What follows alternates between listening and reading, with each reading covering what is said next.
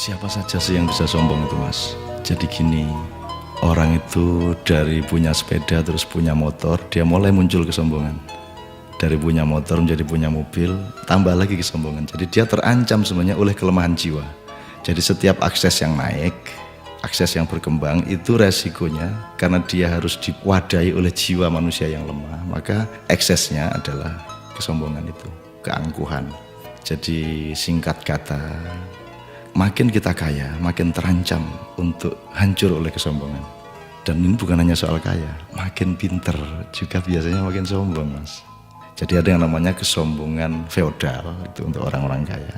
Ada kesombongan kuasa, itu orang tuh makin berkuasa makin sombong, makin tidak tahu bagaimana berdiri sejajar dan dengan orang lain.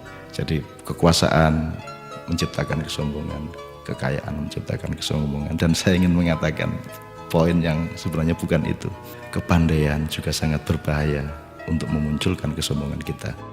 Dalam bahasa populer kita sebut keangkuhan intelektual. Tapi yang lebih berbahaya lagi, menjadi orang soleh, orang alim itu juga bisa menimbulkan kesombongan. Jadi banyak orang-orang yang beragama dengan tekun, salah satu hasilnya adalah dia sombong atas orang lain. Diam-diam selalu merasa lebih hebat dari orang lain, lebih masuk surga daripada orang lain, lebih diterima Allah oleh orang lain.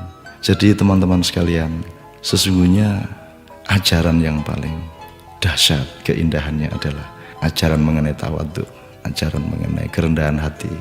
Jadi orang sholat, orang beribadah itu adalah latihan untuk mencampakkan diri, bukan untuk mengunggul dan menegakkan diri. Mencampakkan diri di hadapan Allah. Kita bersujud-sujud tersungkur-sungkur supaya kita siap untuk berlaku rendah hati kepada siapapun. Karena sekarang ini betul-betul bukan hanya orang kaya, bukan hanya orang kuasa, bukan hanya orang pintar, tapi orang alim juga sombong.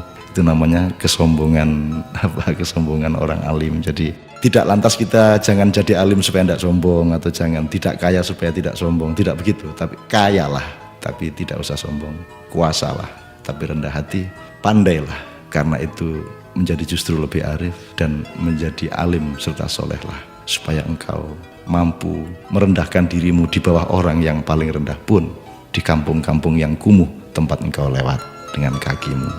Terima kasih.